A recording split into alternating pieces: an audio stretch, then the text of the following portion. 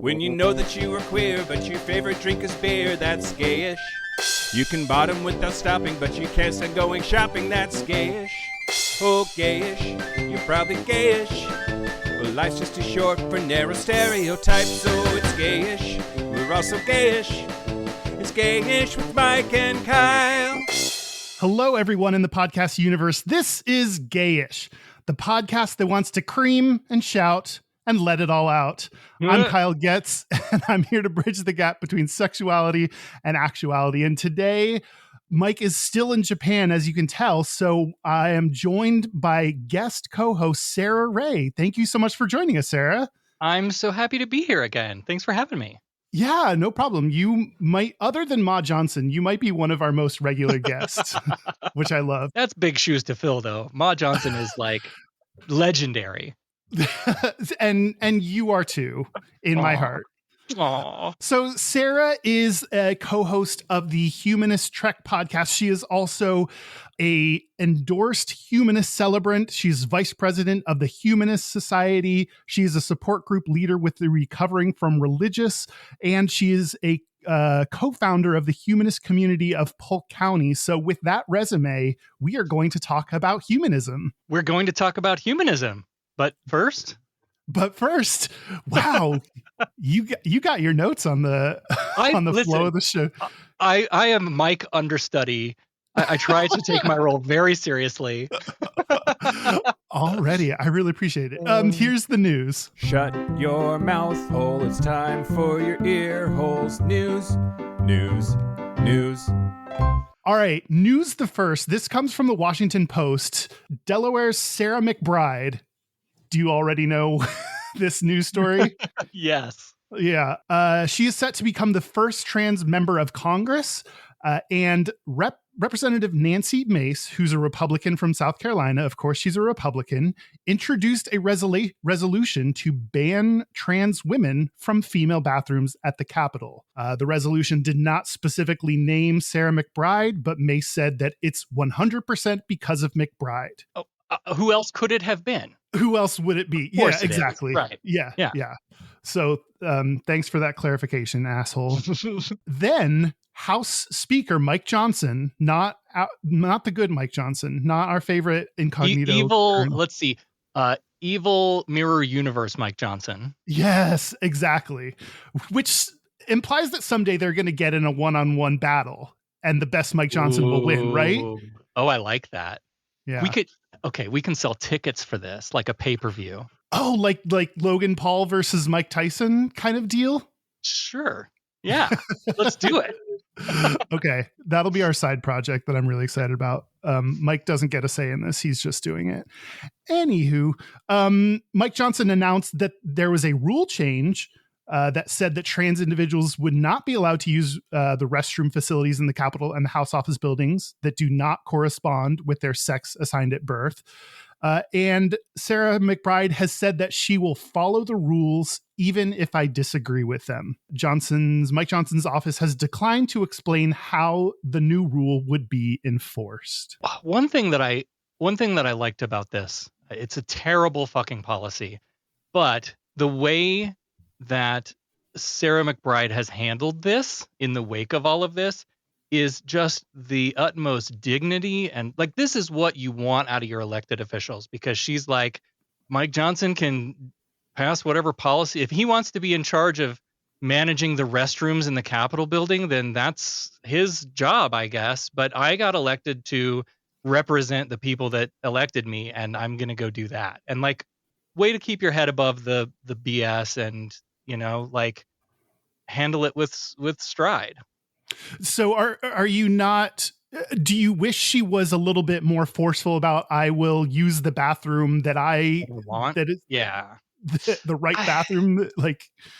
I don't know, because there's also a piece of this that's like, well, be careful what you wish for. Then, like, if you want me in the men's room with you, okay, I guess. Yeah. I don't know. Yeah. But I agree. She has been very much focused on what she was elected to do and getting to work on things that matter and trying not to play into, like, they're just trying to do this to get a stir and get support from their base. And she's like not giving them the time of day to do that. She's just like, okay, fine, and then moving on with her life. Right, and we have work to do. Yeah. One of the things that bothers me about all of this in the wake of the election, how are you? Not well. Yeah.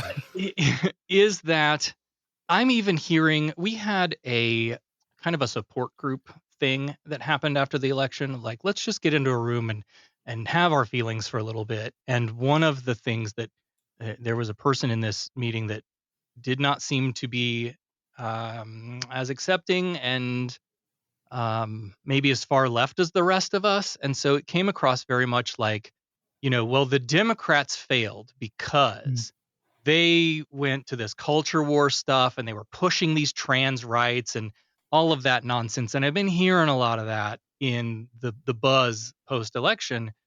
But like, no, y'all did that. Now, that wasn't the Democrats. That wasn't our team. That was Republicans whipping up this stuff that nobody cared about, Yeah. Several years ago. And now all of a sudden it's the issue of our times or whatever. Yeah. It's just really frustrating. When Kamala Harris was asked about like trans rights, she said she would follow the law. She did not push a like very progressive leftist agenda. Like I agree that there's been a lot of people looking for blame to place in lots of different groups. And one of them has been that we've been too progressive and pushing on the trans side of things. And that's just not the case. I want someone who's more progressive in their push for trans rights. Yeah. Absolutely. So shit has already started, even though he hasn't even taken office. Speaking of him, News the Second. This is from them.us, one of my favorite news sources. President-elect Donald Trump has tapped television personality Dr. Oz to lead the Centers for Medicare and Medicaid Services. Trump noted in a statement that Dr. Oz would work closely with Robert F. Kennedy, who is his pick for Secretary of Health and Human Services, if both were confirmed by the Republican-controlled Senate next year. So Dr. Oz is known for spreading false or misleading claims. He has his TV show that is kind of pushes pseudoscience and false claims. And then more recently, in a 2022 interview during his ultimately unsuccessful Senate campaign run, he falsely claimed that 80 to 85% of gender dysphoric youth will naturally, if they're not influenced, go back to their biological gender, which is based on a debunked study, which a lot of the Republican data is. That is not true. You see the regret rate for people that undergo any kind of transition or trans healthcare or anything is just so low. I think I saw something that was like, there's less regret than knee surgery. It is not something that people regret once they decide to transition. My 2 points about regret would be, one, the only regret I really have is not starting sooner. Like, I wish I would have been able to transition before puberty, right? Which is what everybody's all, can't trans the kids or whatever. But like, I have the voice that I have because I went through male puberty. Right. And I have certain features that I have because I went through male puberty. I would have started earlier if I could. That's the regret that I have. And puberty blockers are completely reversible if people take them. If we're worried about them changing their mind later in life, puberty blockers are also prescribed to cis people at times. So there's options that accommodate everyone's concerns, I think. My other regret is, and this is where I could see, if I were being polled and someone were asking me about my feelings of regret post-transition, is because you're creating a world where I'm not welcome, I might be a little regretful about that. But if the survey data isn't specifically asking, like, do you regret transitioning because I was a boy after all, or is it I regret transitioning because now I have to live this life that maybe is even harder because these people are trying to make the world, the country, a shittier place for trans people. Like, drill down on that data a little bit and see what those underlying things really are. Yeah. Because there certainly is some regret that people have. It's not to the astronomical numbers that the right wants you to think it is. But for those few that they will now point out and go, see, this one says, my trans person here says that they regret transitioning. Okay, peel the onion back. Yeah. What else is going on? Yeah, absolutely. It's almost like I regret society is so transphobic, not I regret that I did anything wrong or yeah. You know who else should have some regret in this moment? Oh, who? Oprah fucking Winfrey. She should, if she doesn't come out and say, America, I am deeply ashamed. I am sorry that I platformed this guy and put him into the limelight. That was my bad. I was just trying to make a living or whatever. But like Oprah owns some of this Dr. Oz stuff. A lot. Oh yeah, she made him famous. It was him being on her show doing segments, and I can see like you want sensationalist segments when you're doing a daytime show, and I could see where he provided that, and it sucks that they need some actual doctors to vet out the the claims that people are making, or make sure you're not like, when you put out information, it's like, is this factually incorrect, or is this going to cause harm to people? And sometimes the claims that he makes about like cures for cancer or whatever are just wrong and might harm people. And they need to take ownership. You're right. They need to take ownership of that. Dr. Phil was another one that Dr. Phil. Yes. Oh God. She uplifted into the limelight. Yeah. Yeah. Yeah. You're right. Oprah, where are you? Answer for yourself. Do better. Do better. News the last, Grammy-nominated singer Khalid came out as gay. Aw. Do you know who Khalid is? I'm not. I haven't been following a lot of music lately. Yeah, me either. That's the news. I have no idea who Khalid is. It was just when I searched for gay news, it was just all over the place. So I just thought that I should mention it. If you know who he is, that's important, but not I. I will take anyone coming out. If you're safe and it's okay for you to be out, especially people in positions of, this kind of public awareness. Yeah. Be out if you can. That, having role models like that helps more people come out. Yeah. Absolutely. He was outed, and then everyone started speculating on, and then he had to like say, I was outed, so I'm coming out, like, or so I'm gay. It's like, and kind of did the, it's no one's business. I was never actually in the closet. I was never hiding it really, but I think that sucks. Yeah. And again, I don't know him well enough to know. There's like rumors about who might have outed him and forced him into this position, but that's a really shitty place to not come out on your own terms. Yeah. Anyway, speaking of people who we do know who they are because they're lovely Patreon listeners, I want to thank our new Patreon members, Andrew and Insight Meditation.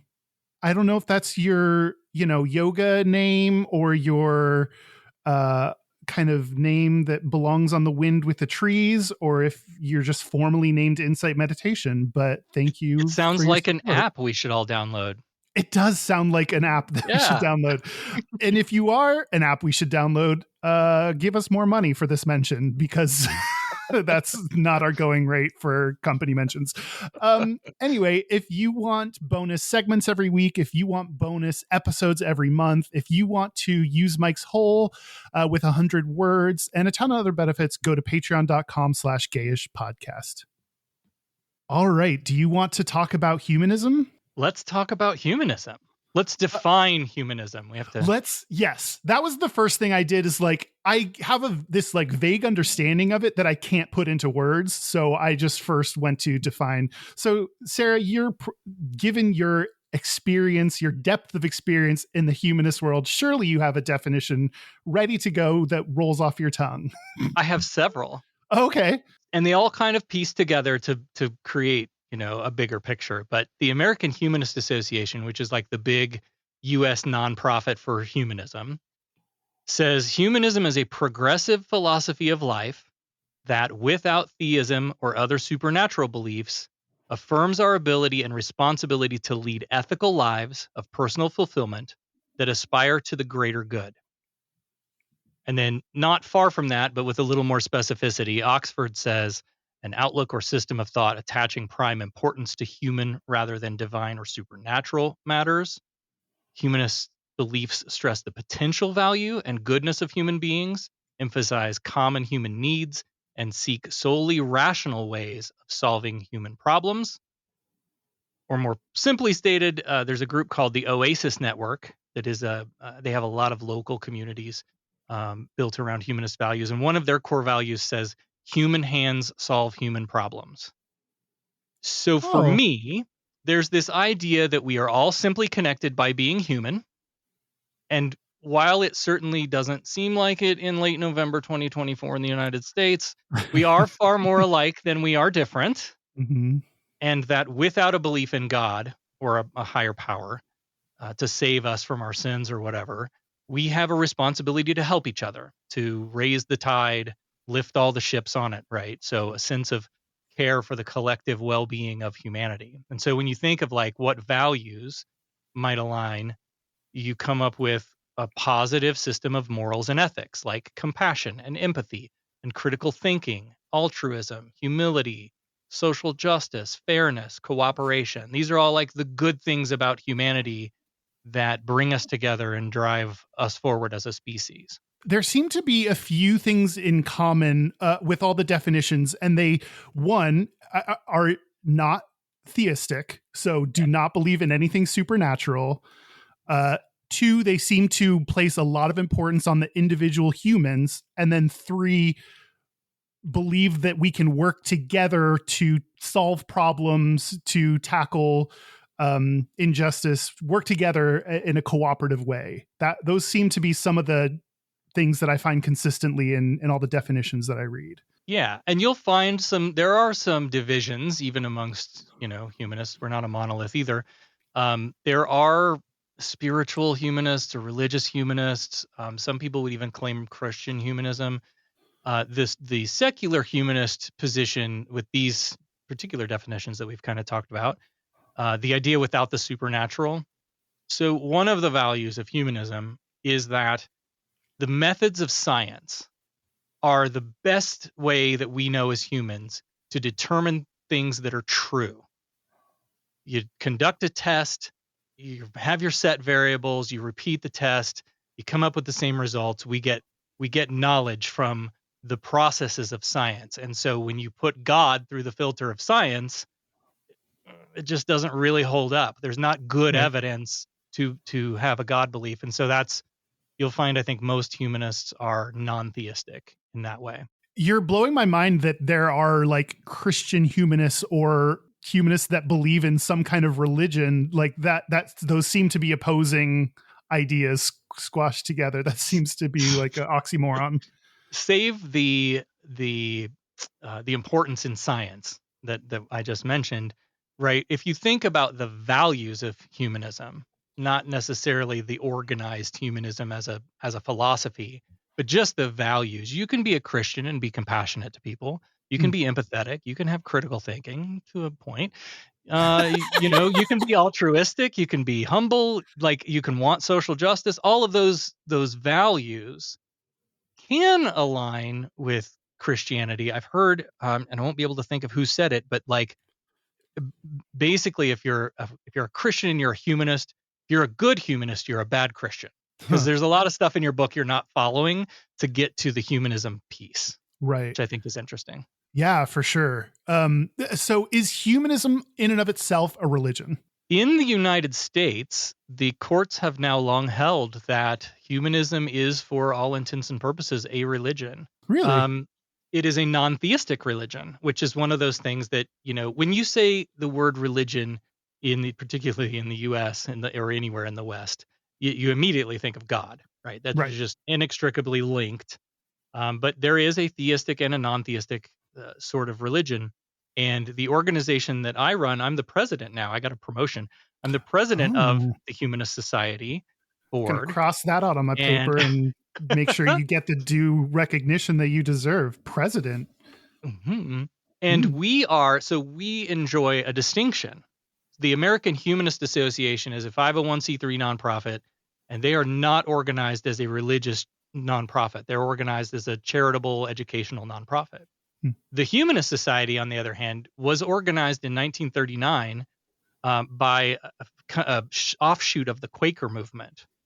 And we are one of the oldest organizations. We precede the American Humanist Association by a couple of years. Wow. But this group of Quakers split off from the Society of Friends and created the Humanist Society of Friends. And so when they formed, the government granted them religious status. So since 1939, they have been ordaining isn't the right word. There's a lot of religious language tied up in it that makes it complicated too, because as not religious people, using the word clergy and ordained, and that's kind of strange. But yeah, there have been humanist quote unquote clergy since at least 1939 because the government recognized them as a religious organization. And then courts over the years have upheld that in different cases. Do we need to define religion then as well? Because this is also, you're right that religion is connected directly to God in my mind, of believing in some kind of God or higher power. So what is religion if there is no God attached to it? Is it just an organization of people with similar beliefs that congregate together on occasion? And kinda, I don't know. Okay. Textbook will say, like, the first, so dictionaries they're not prescriptive, they're descriptive. They tell us what we use words to mean, Right. not what words should be used to mean. Right. And so when you look up religion in the dictionary, you're going to get 4 or 5 different usages, probably, maybe more. And the first one is going to be a belief in or worship of a higher power, superhuman power, God, or whatever. But also down there, it's just a particular system of faith and worship. So if you put you want to twist the words a little bit, where our faith is in humanity. We have faith in each other, that we can overcome our differences and do the right thing. And so, yeah, I think, again, you have to kind of read down the list of what religion means, and that it's changing. I have some gayta to talk about how religion is changing a little bit over time, but I think I'll let you go first. Well, we have to do the history of humanism. Even when Mike's not here, the history's got to get covered. History of humanism, yes. Okay, let's do it. I'm gunning for that Mike understudy role. Okay, so humanism as a kind of formal philosophy really flourished during the Renaissance, when Europeans were studying Greek and Roman, those ancient cultures of the Greek and Romans. So think like Socrates, Epicurus, Aristotle, philosophers who were centering their study on humanity that went against the religious thinking of the time. They were really thinking about, humans, again, as the solution to our own problems. If a God doesn't exist and this person is homeless and hungry, God's not going to come give them food or a home. And we've seen that demonstrated. So then we have to, as a philosophy, that puts it on us to take care of those people. And of course, those ideas are often presented as Eurocentric, thanks to colonialism. But a lot of that kind of thinking was also happening in the Middle East and the Far East too. So it was all kind of bubbling around at the same time. So then as the Renaissance grows into the Enlightenment, we start to see more advancements in science. And this is really where that idea that the best method that we have to determine true things is not by ancient traditions or beliefs passed down or personal experiences, but testing using repeatable methods. So the boom in science really fed into this change in philosophy too, this change in thinking.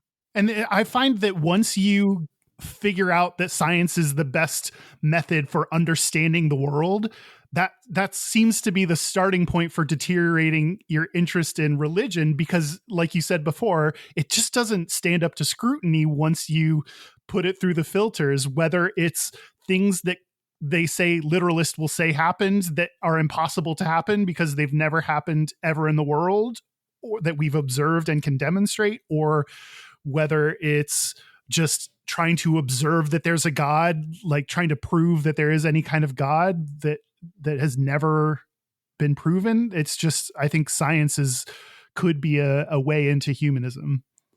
Oh, absolutely. The the other thing I think is interesting is that, like, a lot of these people, particularly at these times when in history where going against the religious norms would get you killed, Mm. right? I mean, we're burning witches and stuff. Like you snap in line or you're outside of that box, then that's a really dangerous position to take. And so some of those early thinkers were like really putting themselves at risk to be public about the non-religious thinking that they were doing. And that, I don't know, that kind of makes me think about all the other movements that we're involved in, like, and things that are happening today. And do I be public about it? And do I, and the I don't know what the word is, but the way that they, set aside their personal well-being potentially, to come out and say, I don't know about this God thing. And whether there is or not, we should be doing this stuff here to take care of each other. That's just, it was a bold move, I guess. Yeah.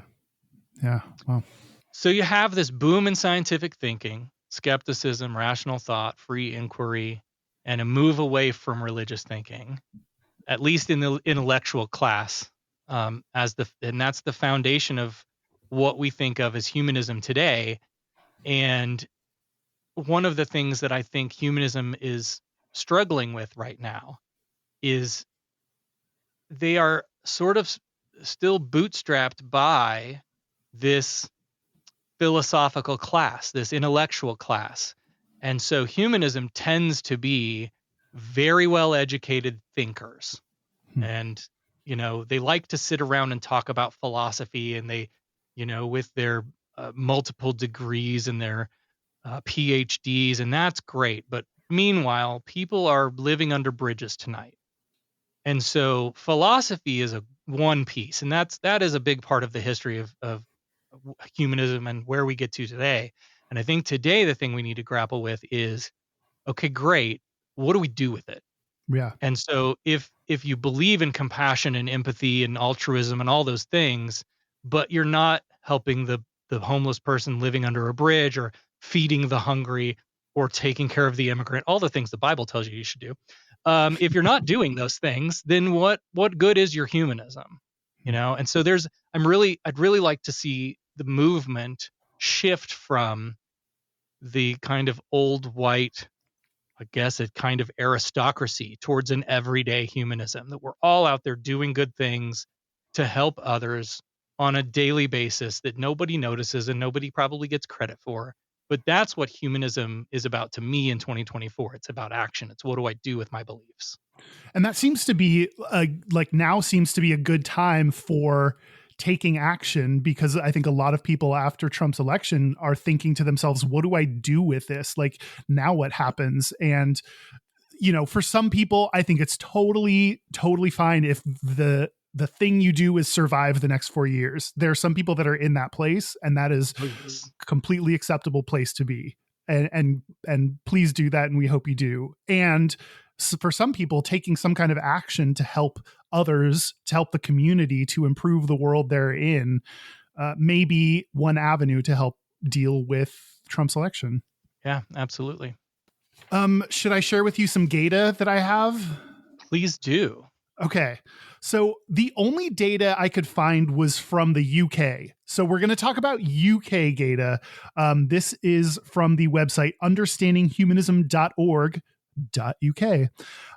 And it says, I'm guessing that we have some similar trends, but I don't know. We'll talk about it. There has been a significant rise in non-religious identification over the last 40 years.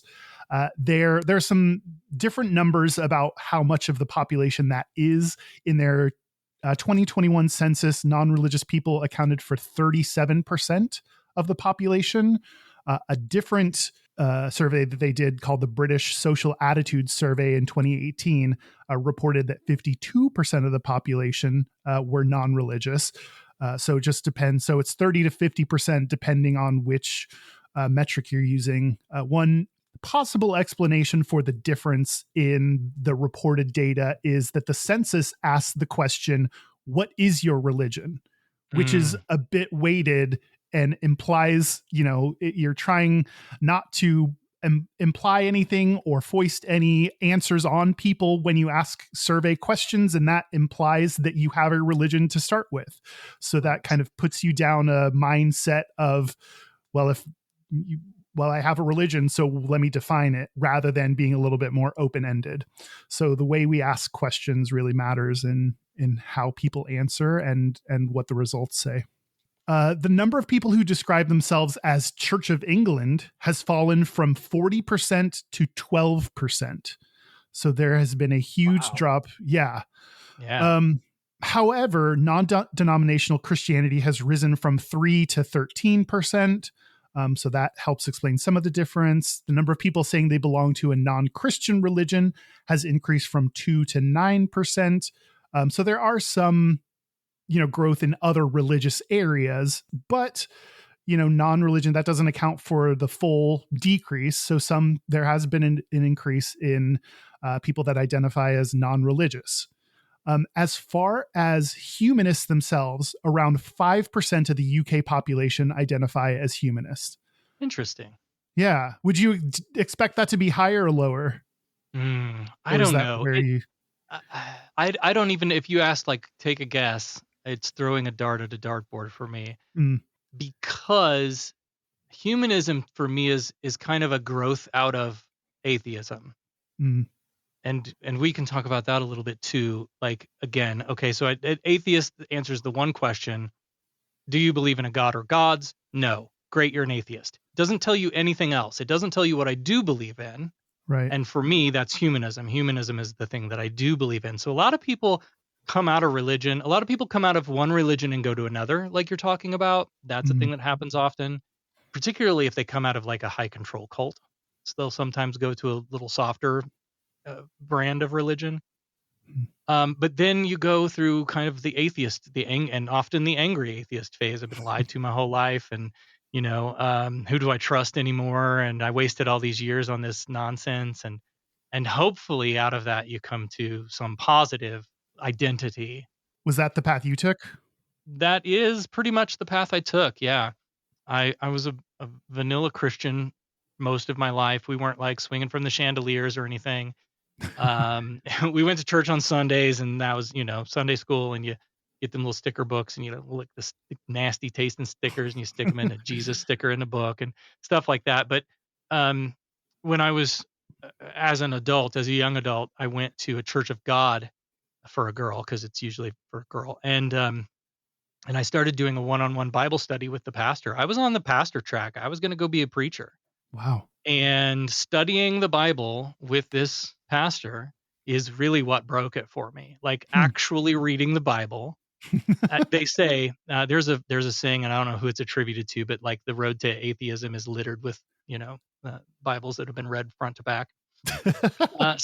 So actually reading it and going, wow, this doesn't make any damn sense. There's no this is impossible. This is nonsense. This is ridiculous. That helped break me of it. When you're not just listening to the specially curated messages that the preacher gives you on Sunday, and you actually read the crazy shit that's in it, and that helps break it down too. But then, I was angry for a while. I was mad about it, and then we started the first podcast that I did, and we were talking about things going on in the news with regards to the queer community, and it was always Christians being dicks to us. And that's when like the angry atheist phase really kicked up. And then I got to a point where I was like, I'm tired of being angry. Like, what do I do with this anger? What do I do with this frustration? And that's how I found humanism. That's the positive stuff. Yeah. Do you still label yourself as an atheist? I do. Okay. Yes. Okay. So both can go hand in hand. Yes. And depending on the audience or the situation at hand, I might use one over the other. When we started the atheist community of Polk County in Florida, we specifically chose the word atheist to put in the name because we were in a very red county with a church on every street corner. And, we were using that word to get attention, Yes, we were a humanist organization too. And the work that we did was informed by those humanist values, but we led with the A word because it's like the scarlet letter in rural Florida, Yeah. And is that so that other people could see that there were atheists in the world Yeah. that they did exist, and you were okay if you were atheist? Okay. Yep. It was a lot about like helping change people's perception of what atheist means. And a lot of people, think atheist equals Satanism and eating babies and all of that kind of nonsense. The But babies that you eat are separate. That's not right. because of your atheist identity. You just like babies. Yeah, that's a sidecar to the situation. It's not part of. Exactly. But the trends that you're talking about in the UK, I'll change gears a minute. We're also seeing in the US too, right? And Right. so I know you all have talked on the show before about like every time Pew Research comes out with a study, the percentage of US adults who are religiously unaffiliated continues to grow. Right. And what's interesting about the way they survey people in the US is they categorize you into the nuns, right? The religious nuns, describe as atheist, agnostic, or nothing in particular. And that's not really all the nuns. Like that's not granular enough. There's Right. a whole lot of, and okay, fine, they might be in single digit percentages, but it's worth calling out that yes, I identify as an atheist, but I also identify as a humanist. Are there other things that fall in the same category as humanism that someone might identify as? I'm trying to think of comparable, like I just can't think of anything comparable, because when I think of, what else might you identify as if you're non-religious or don't follow, like are not Christian, like what might you be? And humanism seems to stand on its own as its own. And it's kind of in a weird spot too, because as we've already pointed out, it is sort of religious in a way, like again, Right. depending on how do you define religion. In the same way, the Satanic Temple and the Church of Satan, in the same way that my organization is recognized as a religion in the United States, so is Satanism. Mm-hmm. And again, like lots of court precedent to uphold that. And that's why you see the Satanic Temple going into Florida after their chaplain law passed and saying, cool story, we'd like to put some satanic chaplains in your schools. Thank you very much. Yeah. Right? If we're going to do some religion, we got to do all religion then. Yeah. And good on them. And that's primarily what they are organized for. But, but again, technically speaking, that's a religious, now they're a non-theistic. So is the question about, are you religious, or is it about, do you have a belief in a deity or a higher power or supernatural beliefs? There's a lot of different angles that I think they need to go at that from. And unfortunately, statistics are what statistics are. You can read just about anything into them. Yeah. Yeah.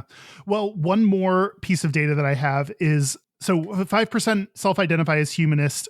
Many more than that have humanist beliefs when asked when they believe in a god, when asked how they make ethical decisions, when asked whether they look to science or religion to understand the world. So they found one survey shows that the people that not necessarily label themselves as humanists, but have humanist-like beliefs is around 20% of the population. Yeah, I think there's a PR campaign that needs to happen too. Like, we don't have Jesus billboards up for humanism, and right. It's not something that, gets widely promoted anywhere. So, humanism is trying to fill a need that I often think of when people leave religion. Religion comes with it a community. You have everything you need. We've talked before. I've had a pastor in the family, and if their air conditioner broke at their house, there was an HVAC guy in the congregation. Like you get everything you need from that church family, from that church community. And as atheists, as humanists, as non-religious people, we don't have those structures built. And there are some that are trying to create them, right? Like the Oasis Network is one. The Satanic Temple has a lot of local chapters. There's a lot of local organizing happening around a lot of different things for our communities. But that's really one thing that religion just gives you when you walk in the door that I think we need to be better at as non-religious, non-theistic people.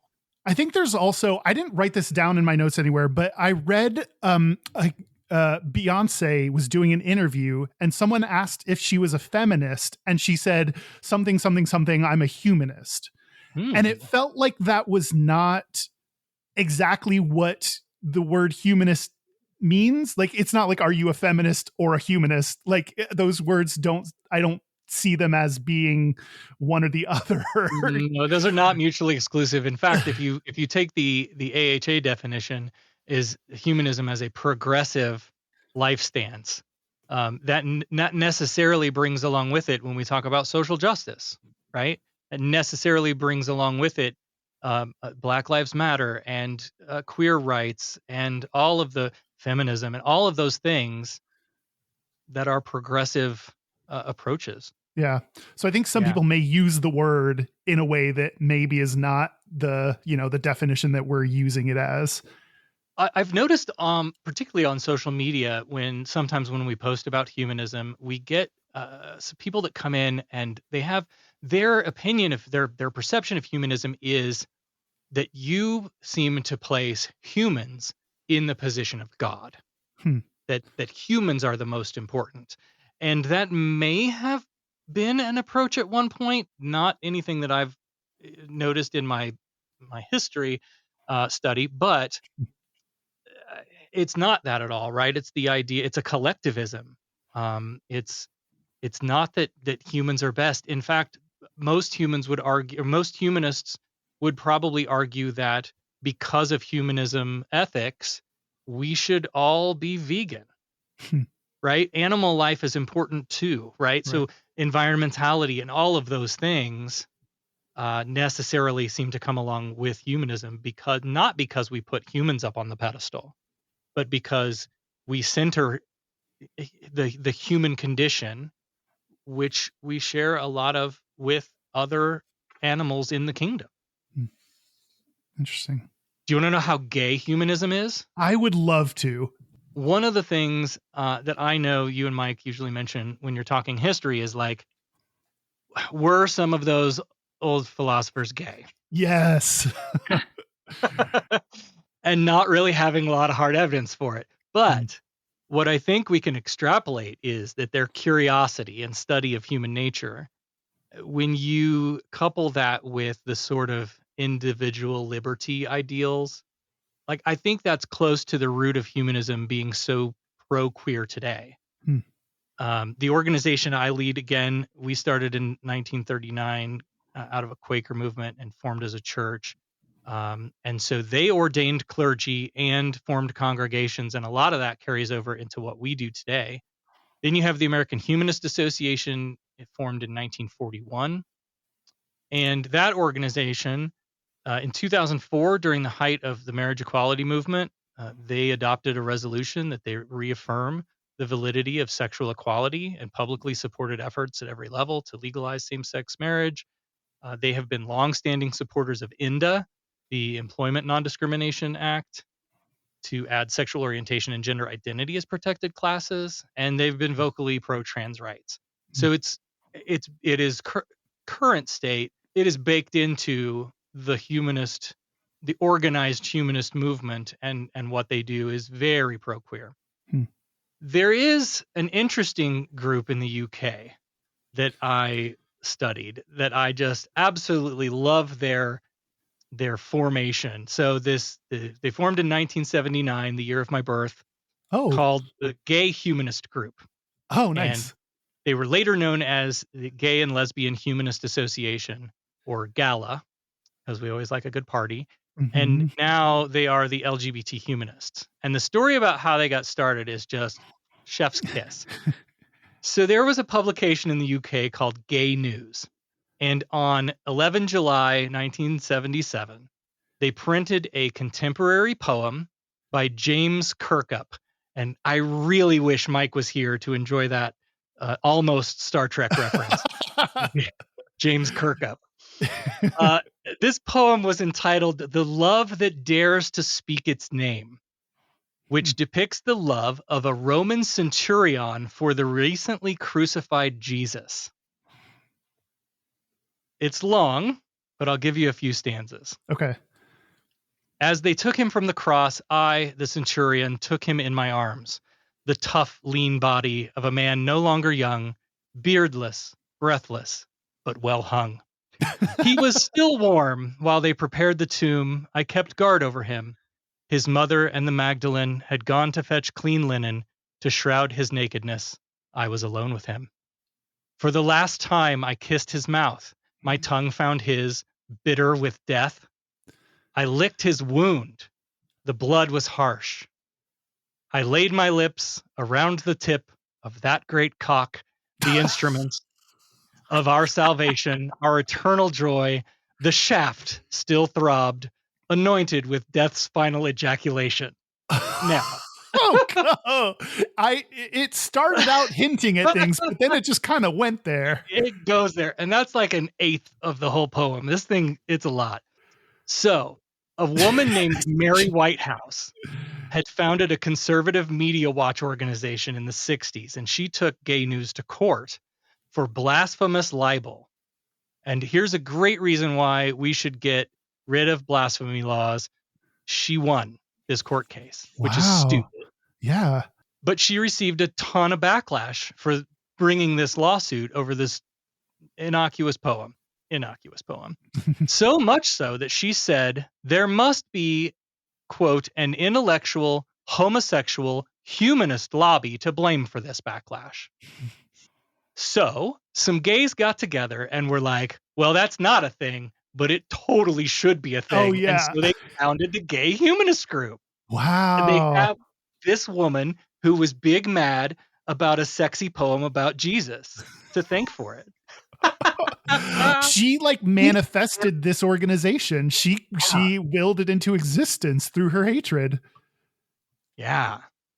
Founding member of the group, George Broadhead, said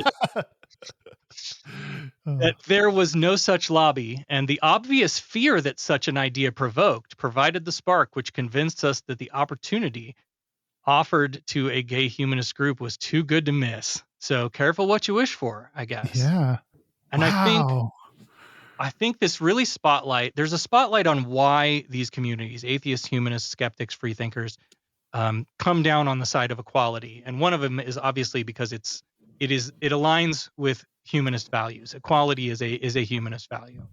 And it aligns with many other values of humanism, but also like universally, the arguments against our people come from religion. Right. And any chance we get to stand up to religion imposing their bullshit on us or others, we are there. Yeah. And so that story, like I've been looking for any kind of light in the wake of this ridiculous 2024 nonsense that we're in right now. And I think about Project 2025 and all the garbage they want to do that's going to be harmful to us. Yeah. And then I think, okay, maybe there will be some group formed out of this that will rise up, right? Some antithesis to Project 2025 that says, well, here's our own Project 2025 that's like, I don't know, supportive and equal and loving, and I don't know. Yeah. Huh. Wow. I want to go read that full poem because that's amazing. You absolutely should, because it just gets better from there. Okay. There's more. It keeps it keeps going and going. Okay, great. We're going to change gears a little bit. I'm going to do an Ask Reddit segment. This was posted to the Humanism subreddit by someone named Talantic. Nailed it. I'm sure I pronounced that correctly. And they asked, why is humanism not more popular? Why don't more people identify with it? And the full text of their question is, since World War II, religion has run upon tough times in the Western world. More and more people, especially young, don't identify with any religion. And even among those who still do, in many cases, it's a cultural affiliation rather than about strongly held beliefs. Just look at how many American Catholics that openly disagree with the Vatican on various social issues and who don't care about its rules. Yet, not many people in the now post-religious Western, I don't know that I agree that we're post-religious, but in the now post-religious Western world identify with humanism or even know about it. And at the average age of the members of humanist groups and on humanist meetups tend to be rather high. Why is that? Why is it not more popular than it currently is? It should have fertile ground in more and more post-religious society. Why don't more people, especially young people, identify with it? The country where humanism is most successful is Norway, where the National Humanist Organization can claim close to 2% of the population of its members. Why not 20%? Do you have any? You've already talked a little bit about some of the issues that humanists face. And do you have any other thoughts on why it is not more popular than it is before I get into the responses? I don't. I think let me summarize. So we have traditionally, humanism has had sort of a intellectual and probably monetary gate that has been kept. You have to be wealthy or intelligent to get into the club. That's a thing that I know that they're working on. Do you have to pay to be a part of the organization? No, Oh, okay. but with high education typically comes Oh, right? got And it. so the people, as that question stated correctly, when you go to humanist groups, they tend to be, like it's a 55 plus kind of place. Hmm.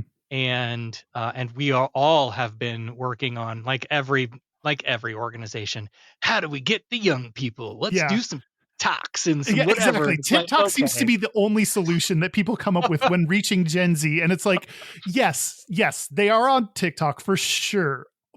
But they also exist elsewhere in the world. And Yeah. I think a lot of people forget that there are other places that Gen Z exists and there are other places to reach them. There was a group in Orlando that we were going to their events as the Central Florida Free Thought Community, and they do a ton of great work in Central Florida. And they were really one of the models that we built our community off of. But also in their organization too, like the people who have the time to take away a Saturday or a Sunday or whatever and drive to, because we don't have church built into our calendar, right? Right. So you're asking people now to give a day and come do the thing. And at the time we had young kids and that was a concern. We're driving an hour into Orlando, and what do we do with our young kids Hmm. while we're there? Because there was no programming for them. There was nothing, like they were just going to sit and listen to a speaker, and that they were going to be bored out of their mind and driving us crazy. And so there's, like, on a local level, I think there's a lot of structural things you can do, um, not to say mimic the church structure, but if you're going to have a meetup, have stuff for different age levels to do, right? There could Yeah. be a STEM room where you build rockets or race cars or whatever. Like there's some little project that you can do with the kids. It's educational. It gives them some science and gives them a place of community and belonging too, with people who come from similar families. I think there's a lot of things that, that can be done. But again, just like we're dealing with in a lot of areas of our society, the people in charge have to break the mold that keeps them in power, so to speak, or that keeps them with their thumb on the dial, I guess. Like if we want younger people, if we want to broaden humanism, we have to get away from old guys talking philosophy Hmm. and start, cooking hot meals to take down to the park to give to hungry people. And let's pool our resources and buy an old motel and fix it up and create a new housing program. There has to be, some kind of some goals and some work to be done that we can all come together over, that's not sitting around talking philosophy. That's Yeah. my thoughts. I'd love to hear what Reddit says, though. The first thing I think aligns with what you're saying. First comment is humanists have been bad at organizing communities because they don't want to be perceived as religious. Yep. And I Yeah. think you were describing that, like, you want to pull some ideas from religion, but not be just church part two.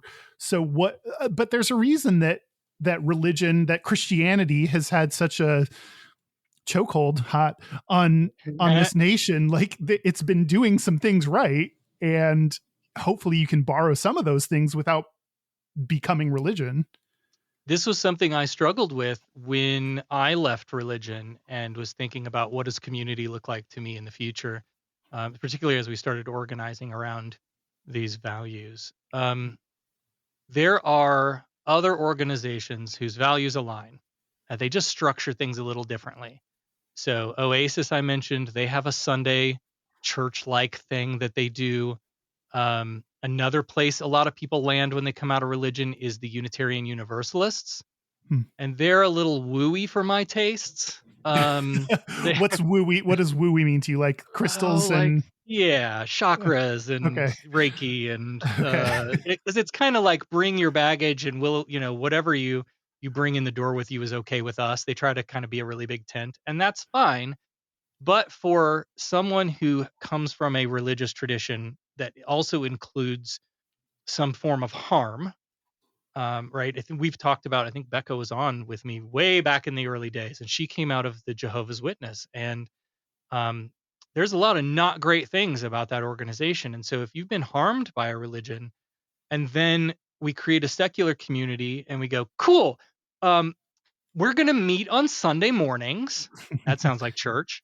And we're going to all get together in a hall, and we'll call ourselves a congregation, and we're going to sing songs, but they're not Jesus-y songs. They're songs about humanity and bringing people together. And then we'll have a guest speaker to get up and do a topic about something that really feels like church. And a lot of people are like, I'm done with that. I don't want to do that anymore. But they will show up to feed people, and they will come out to clean up a roadway. And so that was the approach that we took, was let's not just, we did some of that, bring in a special speaker. We didn't sing and do all the other churchy stuff, but yeah, we tried to like diversify it so that there was a little bit of something for everybody. And if listening to a speaker wasn't your thing, but you want to go help feed people, great. Well, we will do that too.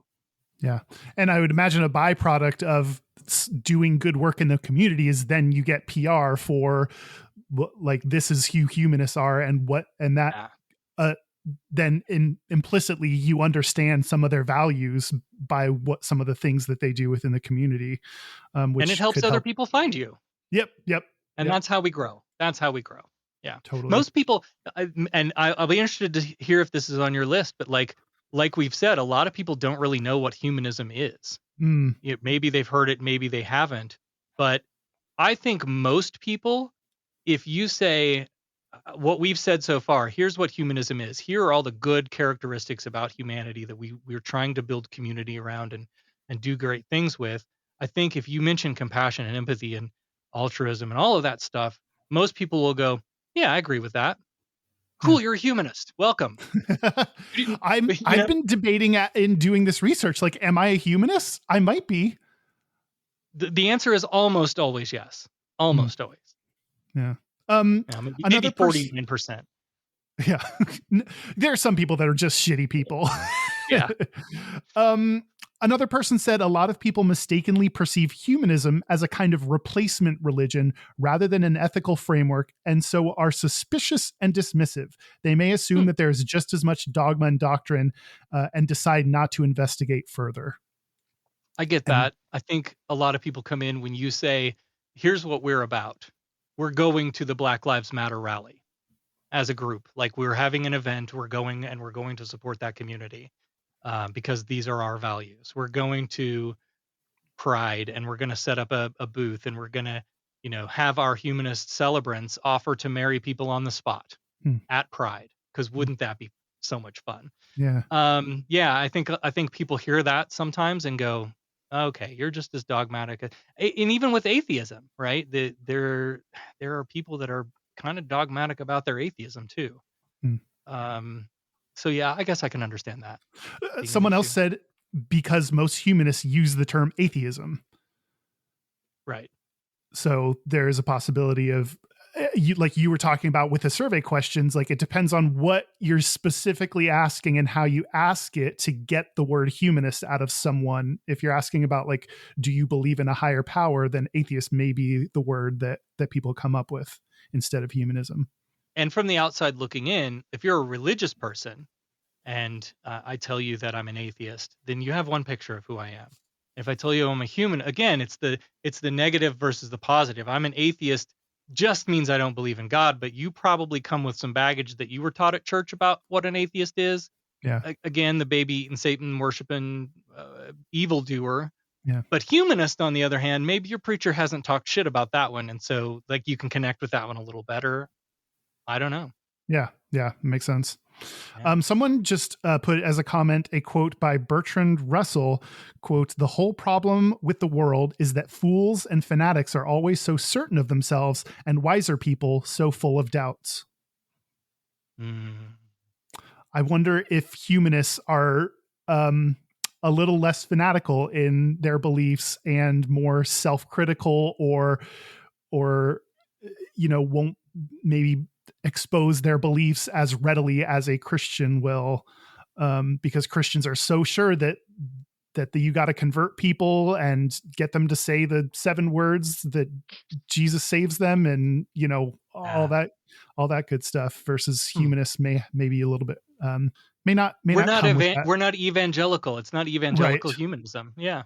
Yeah. And lastly, someone said humanism has no press anywhere. I didn't even hear of the term until 2 months ago, and it's hard to find communities of humanists in many areas. Yeah, definitely. It takes a lot to create a local community. And, one of the things we found out was I am the kind of person that I'll just do it whether you're coming along with me or not. And that's the approach that I had to take in creating. I learned how to write bylaws and articles of incorporation. I formed the board and I learned how to do all of these things and just did them. And my approach was, I'm going to go clean up the roadway on Saturday. You can come with me if you want, but I'll be out there, again, living these values and showing people that this is what we're about. Yeah. While, doing some good in the community. That was my approach. And the problem becomes then, like, you get burnout happen real easily, where it was me and Becca and another couple that helped form the organization. And between the 4 of us, like, we were running all of the programming. And what you get is a lot of people that'll come in the door and sit down and listen to your talk and then come up to you afterwards and go, you should do this. Oh, it'd be really great if you guys did this thing, this community service project. Awesome. You're in charge of it. And that's what you have to do. Because if you don't say awesome, you're in charge of it, I'm in charge of it. And I ain't got time for that. Yeah. And so you get burnout. And then after we left, the atheist community of Polk County did not survive. Because we weren't, we weren't there to push it. And the folks that we left behind just did not have the bandwidth to do all the things.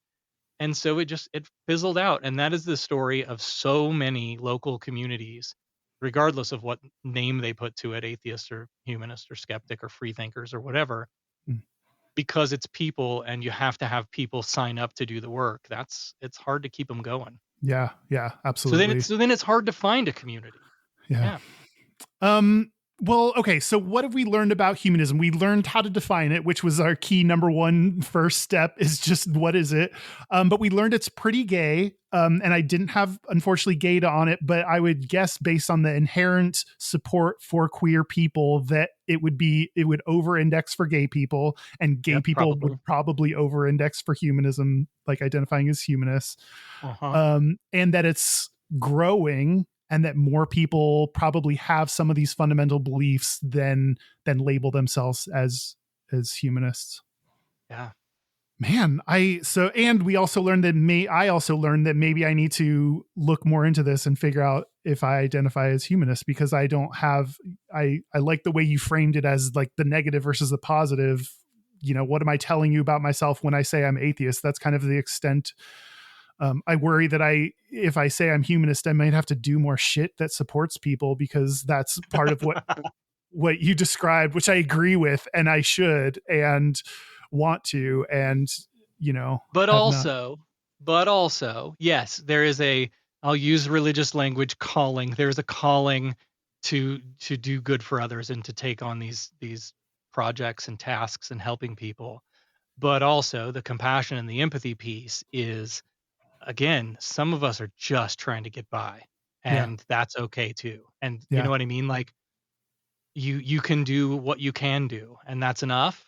And that's another thing that I think humanism is kind of struggling with right now, is like, how humanist is enough humanist, and this litmus test for, am I humanist enough, that we're kind of railing against. No. If if you align with these values, you're a humanist, and we need more people like you.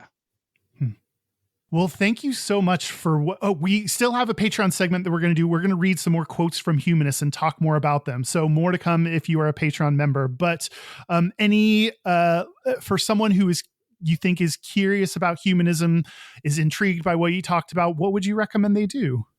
So there's a couple of websites you should go to. You should go to AmericanHumanist.org, which is the American Humanist Association here in the U.S.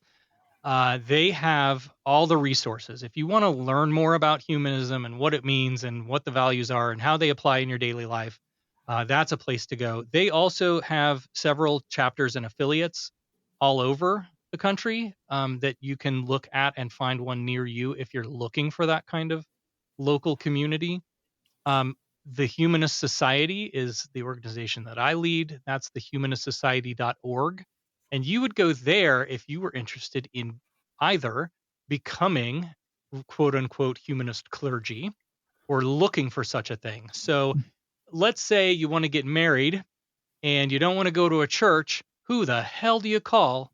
You call a humanist celebrant, right? It's not Ghostbusters. Don't call them. They'll come in with them proton packs and fuck up your dining hall. But the Humanist Society, we endorse humanist professionals, which are celebrants, chaplains, lay leaders, and invocators, and they all do something a little bit different in the world, in the community. But you can become if you're a humanist and you want to marry people, you can become a humanist celebrant. That's an awesome way to be part of this community and help be a humanist leader. And then, of course, if you're a Star Trek nerd and you want to learn more about the humanism in Star Trek, you go to humanisttrek.com, where Ali Ashmead and I do a podcast where we talk about the humanism in Star Trek. It is a comedy podcast. Some people have come in thinking like they're getting PhD level dissertations about humanism. That is not what we do. We get high and tell dick and fart jokes and try to make each other laugh. So if that's your speed, that's what we do there. And we just finished the original series and the animated series, and we're about to start on the next generation. So it's a good time to get in. There's not too much of a back catalog to binge through. Okay, awesome. Well, thank you so much for joining us and sharing more about your experience and more about humanism and filling Mike's giant gaping hole. Mm-hmm. My pleasure. Or Mike's pleasure. I'm not sure. We should call and ask. Yeah. Do you want to take a break? Let's take a break. Let's take a break. This is the part where Mike and Kyle take a break. So are we back? We're back. We're back. We are going to do our Gayest and Straightest. But first, Sarah, where can people find out more about you, what you're doing, what you're up to? Tell us all the things. I have a personal website you can go check out. It's callmesarah.com. And I don't update it as often as I should, but it's kind of my living portfolio of all the shit that I'm doing. And there's a lot of those things happening all at once. So check out Humanist Trek. That's the podcast that I'm doing right now, humanisttrek.com, with my friend Ali Ashmead. And the Humanist Society is the nonprofit that I'm currently running. That's the humanistsociety.org. Awesome. Well, you can find us at our website is gayishpodcast.com. We are on socials at Gayish Podcast. You can call or text us at our hotline. It's 5855-GAYISH. That's 585-542-9474. Standard rates apply. Our email is gayishpodcast@gmail.com, and our physical mailing address is Post Office Box 19882, Seattle, Washington, 98109. If you want to send us Christmas presents, now's the time to do it. We love presents. Send them our way. What's on your Christmas list this year? I always like things for Reynolds. So if you have like dachshund size clothing or treats or whatever, that'd be great. I typically get like a jock strap or two from someone. Thanks, Joe in Dallas. But I don't know. Are people allowed to send baked goods in the... Oh. Should I eat things that people send? Send me packaged. I don't think so. No? Okay. Maybe not that. Never mind. I don't know. Other than that, surprise me. I don't know. Send me some socks. Let's do our Gayest and Straightest. Let's do our Gayest and Straightest. Do you want to go first? I will happily go first. I got a twofer this time. Oh, great. So, as we've talked before, both on and off the air, I have been battling depression that's been related to my job struggle, and life has just not been great for, several years. Well, since we moved to Florida, things have kind of gone downhill, which is moved from Florida. Is that what I said? Yeah. Moved to Colorado from Florida. And because the cost of living here is so much higher, and I'm not working at the same level that I was when I left Florida, things have just been kind of a struggle bus. And so last year, I didn't put up we put up the Christmas tree and the garland on the inside stairs, and that's it. And I love Christmas. And I love decorating. My mother would win the community decorating contest every year. We had you take plywood, and we had cut out snowman family for each one of us, in the family. And we had reindeer and a Santa and a sleigh that my dad bolted to the roof. Christmas is a big fucking deal in my family. Yeah. Fast forward to adult depression, and I'm like, I don't even wanna. So this year I decided I'm gonna get some Christmas cheer, even if it kills me. And so so I decorated, and that's the gayest. Decorating is soup's gay. Yeah, absolutely. But climbing out on the roof and working with the power tools and screwing things in, and all of that is pretty straight. So we didn't go crazy. We have 4 windows on the second story. There's 3 small ones and 1 big one. So my gayest, several years ago, I bought, just basic greenery. And then I bought like these little, they're like little red berry twig sticks things that I put those in there. And then at the bottom, there is, of each of these, there is a bow in Butch Dyke lesbian red plaid. And so each of the windows, the 3 windows upstairs, have a small one that looks like that, and then the big window has a big one that looks like that matches the one on the front door. It also has the big bow. And then out on the front porch here, I have garland that swags, and at the top of each swag is another a dykey plaid bow. And so that's kind of the theme of my Christmas house is red plaid. But I put some decorations up.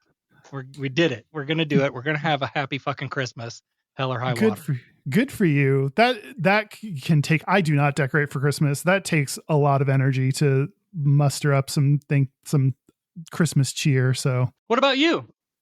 What about me? So my gayest is the second that Kesha's music video for Joyride came out, I had to watch it immediately. And of course there was a hot hunky dude that was shooting a gun at her on her Joyride. That was the focus of my attention. It was not that great of a music video. Didn't love it, but still the fact that I had to check it out right when I found out it was available is my gayest. Yes. My straightest is going to a friend's baby sprinkle.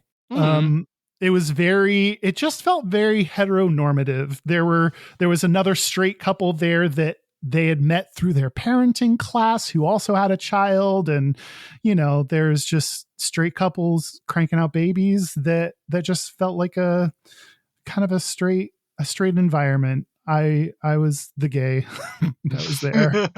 The gay among breeders. Yes, exactly. Baby sprinkle is new to me. I had to just look it up just now. That's interesting. Oh yeah. Apparently everyone says that they heard about it from Schitt's Creek, but yeah, it's when you have your second baby, because it's not a baby shower, it's a sprinkle. They already had everything they needed. They weren't asking for like tons of gifts or anything. They just wanted people to be there and celebrate. Yeah. I was a Schitt's Creek junkie and I didn't even pick that up. Same. But I love it. I think it's great. It's like the second marriage, right? When I got married the first time, we got all the dishes and the mixer and all the kitchen accoutrement. And then the second marriage, you're like, you already got all the shit you need for your house. We're not buying you gifts again. Yeah, exactly. Just show up and have a drink and have a good time. Well, thank you again, Sarah, so much for being on. I really appreciate you stepping in and being our guest co-host for the day. My pleasure. Anytime. Happy to do it. And I also want to thank our super gap bridgers. Thank you to Locomotive, Kaylee Adams, Kit Oliver, Kobe Gordon, Squaggle, Pip, Andrew Bugby, William Bryant, John Crowley, Yost Osel, Jonathan Montañez, Forrest Nell, Steve Douglas, Explosive Lasagna, Michael Covington, Just Jamie, Thomas B, Dusty Sands A. Coleman, Chris Cacciatorians, and Jerome York. Thank you for your support. Thank you for your money. Nice. That is it. This has been Gayish from the Chris Cacciatorian Studios. I'm Kyle Getz. Do you want to say your name? I'm Sarah Ray. Sitting in for Mike Johnson, I'm Sarah Ray. Until next week, be butch, be fabulous, be you.